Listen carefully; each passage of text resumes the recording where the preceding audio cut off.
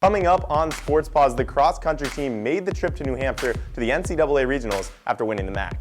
And both basketball teams are back in action here in Hamden as the men's took on Maine and women took on Princeton. And to the other court at BurtCon, the volleyball team clinched their spot in the MAAC playoffs. Let's see how the rest of the conference turned out.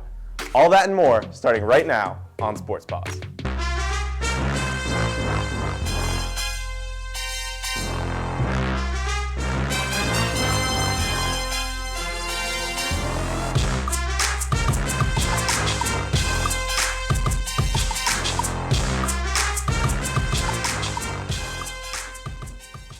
Hi everyone, welcome back to Sports Paws. I'm Meg Buckley and alongside me is Beckon Calkins. How you feeling tonight? It's been an exciting week of Quinnipiac sports, and let's just get right started. To start us off, the women's cross-country team headed up to New Hampshire for the NCAA Regionals. Spencer Decker has a story. The Quinnipiac women's cross-country team finished 15th at the NCAA Northeast Regionals. Here's what head coach Carolyn Martin had to say. The girls did a really good job of racing through the middle of the race. I think, unfortunately, kind of learning the course and knowing where you can push and where you need to pull back. I think they were a little nervous with the start being uphill to put themselves in debt. And so we just didn't get ourselves out enough to put us in a position to race a little higher. And it's hard. In this kind of a race, you have to put yourself in it from the start. Otherwise, you're playing catch up and you're not really catching up at this level. Coach Martin has acknowledged in the past that her top 5 runners tend to work well together as a pack. But today, that pack was dismantled, and the dimensions of the course had a slight impact on that. Yeah, I mean, I talked to the girls. They said it was a tough start. It was a lot of pushing, it was tough to get through the crowd. I think because everybody was worried about getting to that first corner around the bend and getting up that hill. And I think just preparing for that was, maybe they weren't expecting it, I don't think. And I think it scared a few of them off to not put themselves in a position. But Allie did a great job kind of battling for that spot in the beginning. Now, despite not finishing where they might have wanted to, Quinnipiac will now turn the page to get ready for the spring track and field season. Oh, I'm excited for the track season. Every season it's new and new challenges, and I'm excited to see what they're going to be able to do for the track season. I think we'll have a shot of being in the hunt for the title as usual, and we've got a lot of really talented freshmen, and our distance, the distance girls are going to take a little bit of a break, and then we're going to try to do the best we can and get them up, winning some races, setting some records, and having a great indoor season. Now, the cross-country season may be done, but the Bobcats will transition to the spring track and field season, and he'd like to win a MAAC championship there as well. Reporting for Q30 Sports in Hopkinton, New Hampshire, I'm Spencer Decker. Going into Lender Court, men's basketball debuted their York Hill blue uniforms at home for the first time against Maine. Let's roll the tape. Quinnipiac, Maine, the Black Bears in the Bobcats' first Division I home game of the season as the Bobcats got ready for action, and we're going to jump right into the first half with some second chance points as it's Amari Monroe going to work inside, and the preseason MAAC Player of the Year gets a tough finish to go. Both teams started out very cool on offense, but moments later, Christopher Mantis drills his only 3 of the game. The game was back and forth early on before Monroe put his foot on the gas with his scoop layup inside, sending the Bobcats to the break up 32-28. AJ Lopez trying to run. Jaden Zimmerman says no, sending the ball all the way to the crowd. Quinnipiac led for over 35 minutes in this game. Amari Monroe again with the kick-out 3. He would knock that down. Bobcats push this to a 15-point lead. Now more exciting first-year action. Grant Randall slams it down. That's a top 5 play nomination. But here's where things get interesting. Maine would go on a 12-0 run late, including this triple from Jaden Clayton, and now another finish as the Bobcats turn it over. It's Lopez's turn inside. He cut this to a 1-point game before Quinnipiac would seal the deal. They would win it 58-55, a nail-biter down to the end, and it was a midweek tilt against Navy on Tuesday for the Bobcats' next matchup. Amari Monroe with 21 points in 20 minutes. Jaden Zimmerman adding 12 points of his own. Before the late surge from Maine, Quinnipiac was on its way to an historic defensive performance. Q30's Thomas Curtis has more. The Quinnipiac men's basketball team beat the UMaine Black Bears 58-55 Friday night. The Bobcats played stifling defense throughout the game, which led to a win. that's where we want to be our best at, so we can rebound and get out and run. Transition is where we're really good, so if we get stops and we're able to run, then it'll be tough to get for teams to guard us because we won't have to play in the half court as much. While Mario Monroe is known for his prolific scoring, tonight he showed his impact in other ways. Monroe and the Bobcats forced Maine to turn the ball over 17 times, including a couple monster momentum blocks. One of those blocks came from first-year Jaden Zimmerman, who along with fellow first-years is beginning to develop in Tom Pecora's defensive system. His maturity is beyond his years. You know what I mean? Like you see, he doesn't get rattled out there. He doesn't get sped up, and he can make just about every play on the floor. You know, he can go get a big-time rebound for you. He drives and finishes. He can knock down the three. Like all freshmen, we're still working on his defensive concepts, but his explosive athleticism can make up for a lot of mistakes. Grant Randall had 5 points Friday and showed glimpses defensively. You know, I thought Grant did a great job as well, you know. His length is really good, especially in the zone. He's getting more comfortable with the slides, and you know, people do things to offset the way you play the zone, and you've got to know a bunch of different reads to react to those, and he's getting better at that. Coach Pecora knows that the team will have to play with the same intensity, if not more, against Navy on Tuesday. We'll take tomorrow off and get ourselves healthy and get treatments and do all the things we do and come back in and go Sunday hard, Monday, before we head down to Navy. And Navy's a similar team, as always. You play the academies, it's hand-to-hand combat, no pun intended. The Bobcats travel to Annapolis to take on Navy on Tuesday night. For Q30 Sports, I'm Thomas Curtis. Coming off their win against Harvard, the women's basketball team faced off against Princeton as they look to stay undefeated in non-conference play. Quinnipiac playing their second straight matchup against an Ivy League opponent. Princeton is 3-0 all-time against the Bobcats, but Quinnipiac's looking to change that. We're going to head into the first quarter as Gal Revive drives it inside, kicks it to Karanda Perea, and she hits the three. Perea making her first start in the Bobcats uniform, and she would keep that hot start going as the same duo links up again. Revive fires it to Perea at the top of the key, and she just drains it, and she started the game perfect from three. And then Perea got it going on the inside, goes up against two Tigers, scores off the glass and draws the foul. Perea scored the Bobcats' first 9 points this one. Then Carson Martin joined the party off the pick from Anna Foley, goes up against Olivia Hutcherson, count it and add the foul. Quinnipiac led 30-29 at the half. And we're going to jump into the third quarter here. Revive from the wing, step back from downtown, but it is just nothing but net. And then Revive will drive through two Tigers. Floater off the glass is good, and count the foul. Revive scored 11 in the quarter, and she finished with 21. Fourth quarter now, Tigers trying to claw back. Sky Belker hits a three from the off-ball screen, but it wasn't enough. The Bobcats pulled off the upset on their home court, defeating Princeton 74-66. Perea puts up 17 points and 11 rebounds on the double-double. Revive added 6 points on the assist, and Martin added 15 points. Bobcats are 3-0 for the first time since 2016-2017. As you just saw, Revive has been excellent for the Bobcats as a first year. Q30's Jack Bergman has more. This week is International Education Week, and one student athlete has stood out above the rest. Gal Revive is a first year from Kadima, Israel, and played FIBA for Israel, averaging 12 points and 4 assists over 3 seasons. But this year, she's playing Division I at Quinnipiac. So far, she's started every game for the Bobcats and leads the team in scoring, averaging 18 points and 4 assists. Even her teammates are praising her quick start to the season. It's really what she was seeing, because she hit me up each time. So really it was like my teammates finding me just doing the right things. And like we really play hard in practice. And I think a lot of those shots we have done in practice all week. So I was just prepared for the moment. In just 3 games, Revive has had a major impact as a facilitator. She's been the true point guard that this team needs and has been able to properly distribute the ball to Quinnipiac's top offensive weapons. It's amazing. It's a great opportunity for me. And I came here to get better and get a better player. And I came to an amazing team. So I'm just taking the opportunity with both hands and doing my best. There is a lot of difference. And in the beginning, it was a little hard to adjust. But once I adjust, it was easier. Yeah. Coach Fabry has been thoroughly impressed with her performance throughout these first 3 games. She's an incredible talent. But again, another one who was a great head on her shoulders, sees things. You could see that her vision and her IQ with how she passes the ball. But she's unflappable and hard to guard, and you're just seeing her talents take over. And someone who wants to drive and wants to be in the situation to give her the ball and get out of the way. Having the trust from coach is amazing, and I'm doing what the team needs me to do, and I'll keep doing it.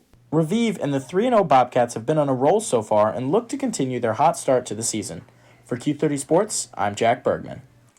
Raviv was named MAAC Rookie of the Week for her performance. We need to take our first commercial break of the night, but don't go anywhere. When we come back, the women's ice hockey team took on LIU to get ready for a big conference weekend. And the men's ice hockey hit the road looking to get back on track. Plus, the volleyball team wrapped up its regular season. We'll have the recap and a preview of the MAAC playoff picture. Stick with us here on Sports Paws. Owen, when you came into my life, it was a whirlwind. I just can't do it. We didn't know what the future would hold, but we knew you would always be a part of it. Adopting you was the best decision in our life. And I am so proud to call you my son.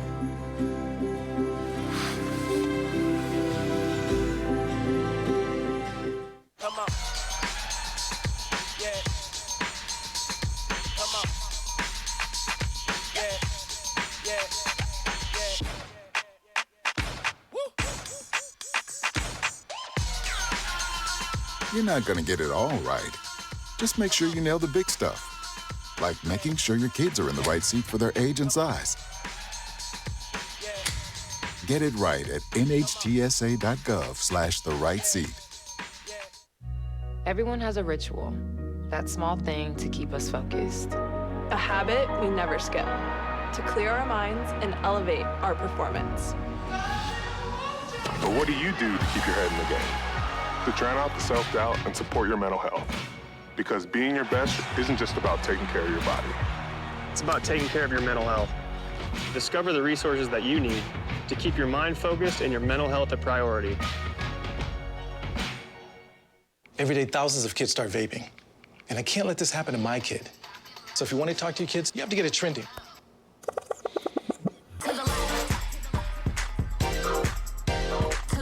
No, you're doing it wrong.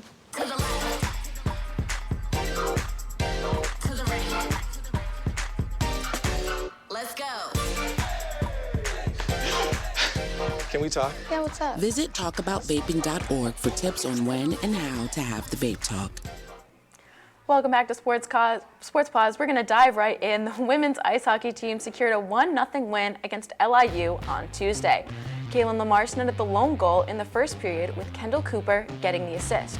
Cooper is now tied for the team lead in points with 12. Felicia Frank recorded her third shutout, now leading all first-year goalies, and the Bobcats recorded their 8th shutout of the season, leading the entire nation. The Bobcats are now on a 5-game win streak. This weekend, the Bobcats will take on 2 tough conference opponents. Q30's Christina Tsemenis joins the show to break it down.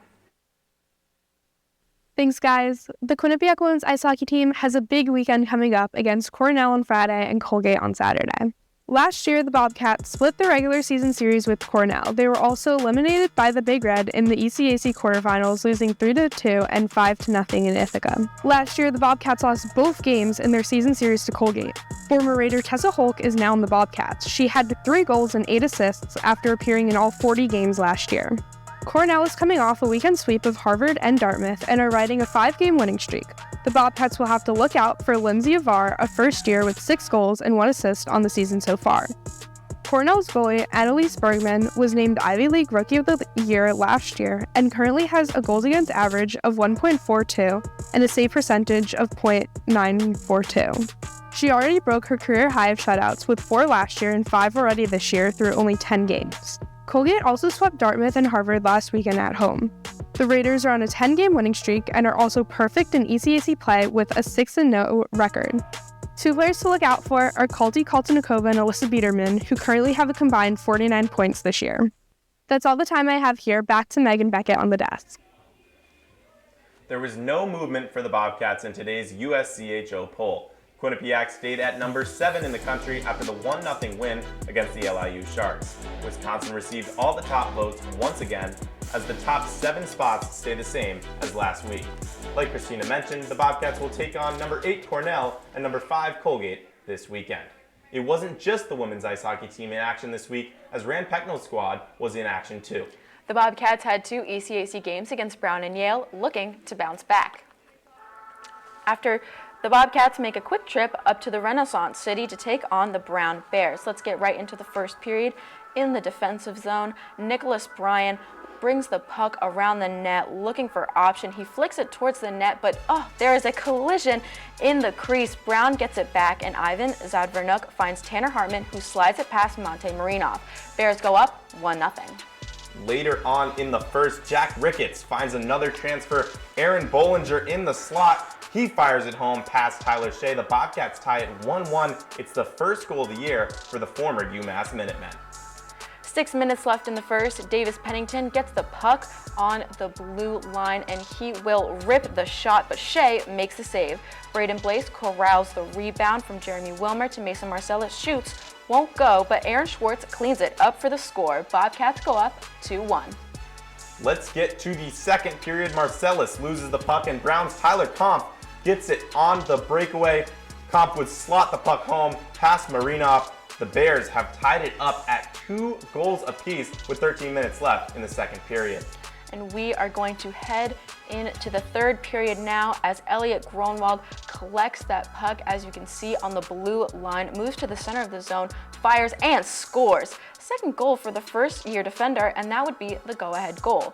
Quinnipiac wins it 3-2, snapping a 2-game skid to grab their first conference win of the season. It's also Marinov's first win since the season opener against Penn State. Marinov with 18 saves in the win. Shea, 35 saves in a losing effort, but let's jump to Saturday now. It's the Battle of Whitney Ave in New Haven. The Bobcats march into Ingalls Rink looking to win their 15th game in a row against Yale. First period, Will Deneen sends the puck at Dylan Silverstein, but a bad rebound leads to a snipe of a goal by Ronan O'Donnell. 1-0 Bulldogs.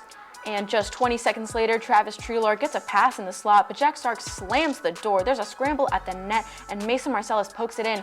Score's now tied 1-1.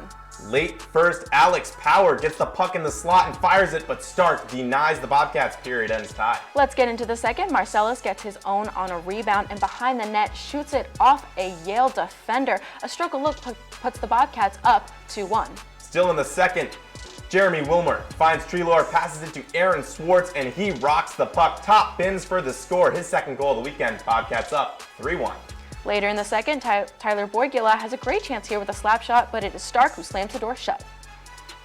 We'll head to the third. Great opportunity for Tucker Hartman, but Silverstein denies him. The Bobcats lead it.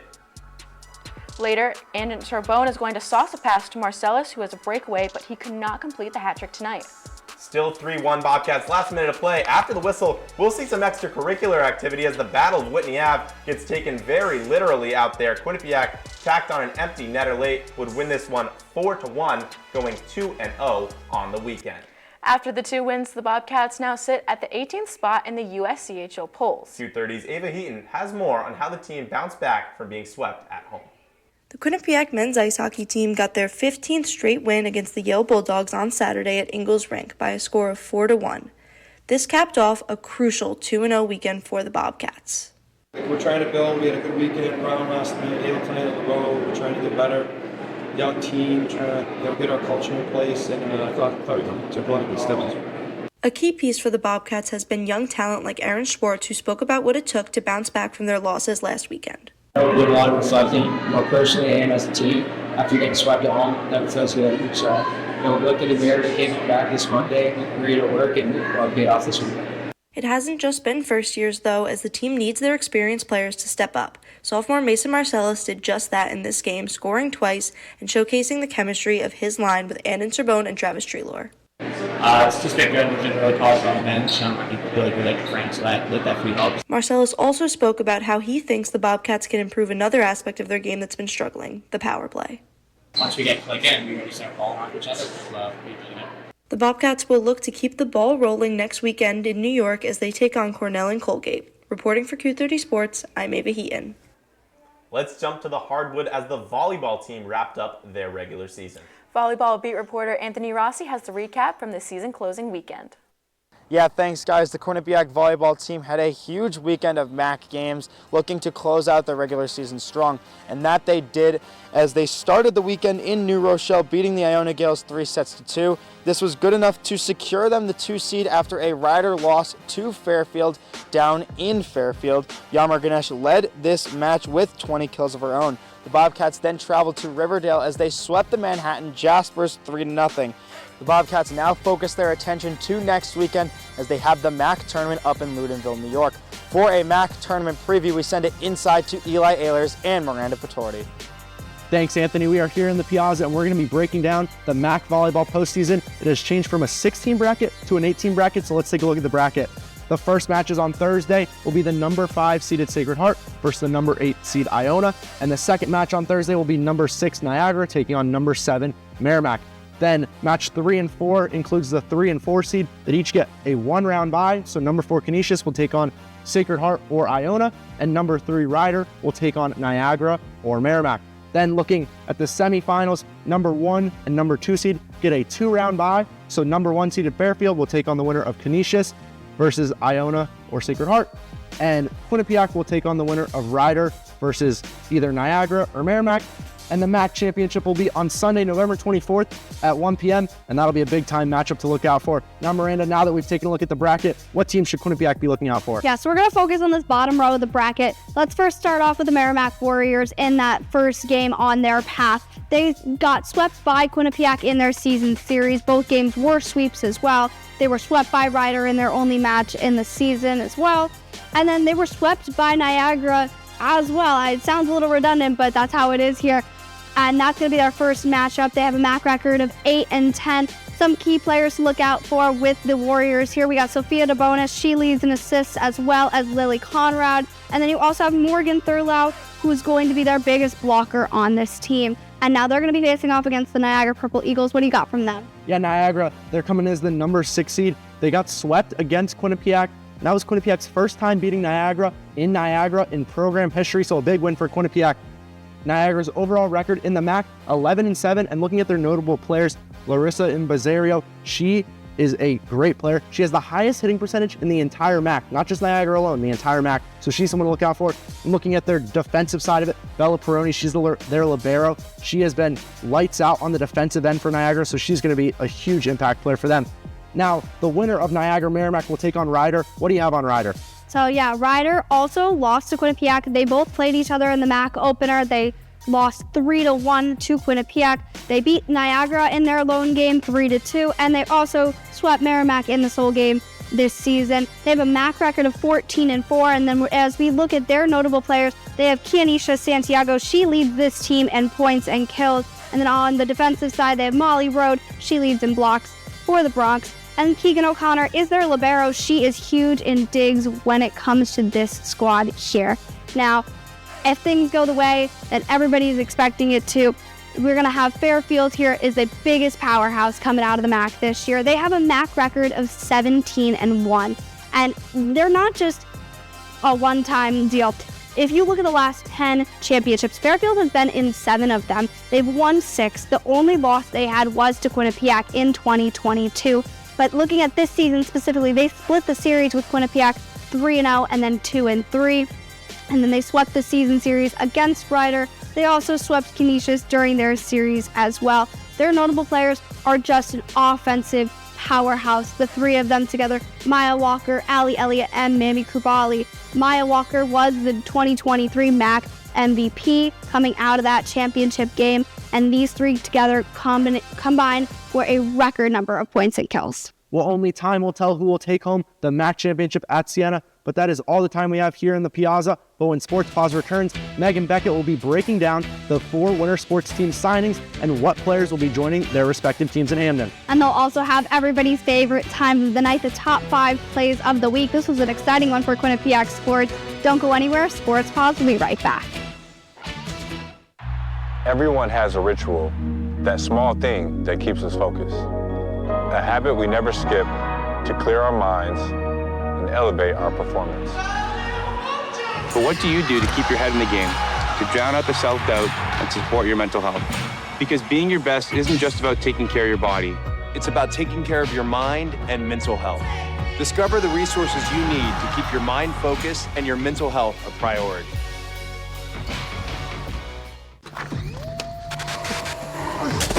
Multiple studies have shown that marijuana can slow both driver reaction and response time, Which can be really dangerous. It's here. It's here. Wait. What? I can't drive. Why? I'm high. Oh.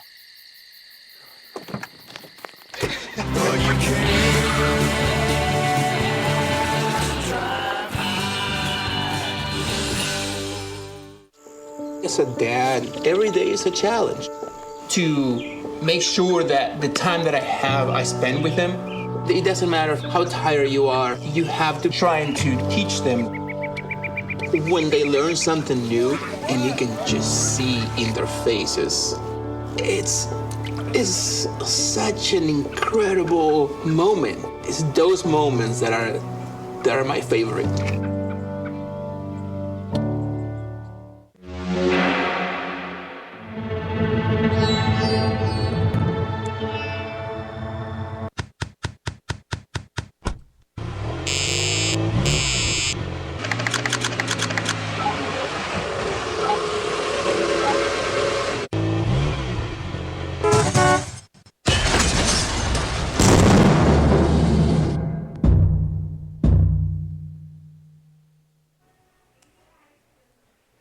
Welcome back to Sports Paws. Quinnipiac men's basketball announced that they have signed 3 players during the early signing period. Keith McKnight, Jaden Reed, and Lateef Patrick will join the Bobcats ahead of the 2025-26 season. McKnight, a 6'6 guard, is ranked as the number 5 player out of New Jersey, where he plays at Hudson Catholic. Reed, from Cheshire, Connecticut, is ranked as the number 4 player in his home state, where he attends the Westminster School. And finally, Patrick, who will have already played 2 seasons of JUCO ball at Trinidad State before joining Quinnipiac. After a hot start to their season, Trisha Fabry and her staff have been busy on the women's basketball recruiting trail as well. The team announced that they have signed Ella Ryan and Anaya Neal to the squad. Ryan is from Brentwood, Tennessee, and attends Brentwood High School.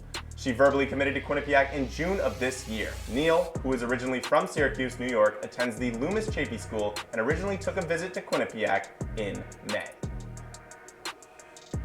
The men's ice hockey announced 4 official commits this week.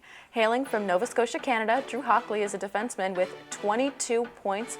Joining him are fellow defenseman Nathan Maloney from Alberta, Canada, forward Nicholas Sikora, son of Stanley Cup champion Peter Sikora, and forward Ethan Wittenbach. Hockley is projected to join the Bobcats next season. The other 3 will join the program in 2026. Moving to the women's side of the ice, Cass Turner's squad picked up 5 commitments, adding forwards Jade Barbarotti, Lincoln Brown, Peyton Cormier, Ella Pasqua, and Ella Johnson. The Alaska native Johnson is the only commit projected to come in at 2026. The other 4 are expected to arrive in Hamden next season. Some highlights of the class: Barbarotti has World Juniors experience in her home nation of France, and Johnson put up 32 points at Shattuck St. Mary's last year. She'll also play in the U18 World Juniors Team USA in January. Now, Beckett, all this talk about the future, let's look back at the best plays of the past week. Yeah, it's time for the top 5 plays of the week. Let's see them. Number 5, women's basketball against Princeton. Gal Raviv swings the rock to Karanda Perea. Nylon from 3. Quinnipiac starts the year 3-0. Play 4 is men's hockey at Brown. Elliot Gronwald will weave the puck through the patrick and snipes it home. Tie-breaking shot for the first year. The Bobcats break their losing skid. Play number 3. How about some more hockey? Kendall Cooper goes the distance. She hits Kaylin Lamarche from way downtown. Lamarche scores it on the breakaway. That would be the game winner over the LIU Sharks. Play 2, men's basketball. Public service announcement. You can't score on Jaden Zimmerman. Look at that replay. He swats that ball away with authority. Play number 1, same court, same game. Paul Otieno, backdoor. Grant Randall, get up, young man. Randall throws it down. That's poster material right there. The Bobcats would beat Maine 58-55 in that game. That's all the time we have here tonight for Sports Paws. We're off for Thanksgiving next week, but make sure to follow us on Instagram and X at Q30 Sports and at Q30 Television to stay up to date with your favorite Quinnipiac teams. And don't forget to visit us at our website, q30tv.com. As always, a big thank you to everyone working hard behind the scenes. He's Beckett Calkins. I'm Meg Buckley. Have a good night, Bobcats.